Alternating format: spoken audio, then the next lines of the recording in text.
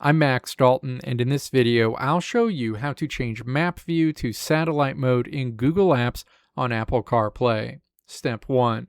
Launch Google Maps on your CarPlay display. Step 2. Tap the screen to reveal the Options menu and then tap the Settings gear icon. Step 3. Tap Map Display in this list of options. Step 4.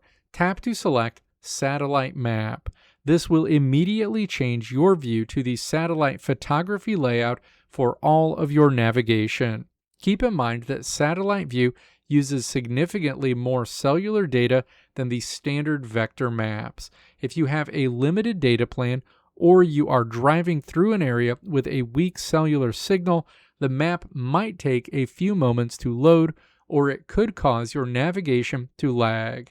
If you notice any performance issues, you can easily go right back into the settings menu and switch it back to the standard view. Let me know if this video helped you out in the comments below. If you liked what you saw here, click the video links on the right side of the screen to check out another video.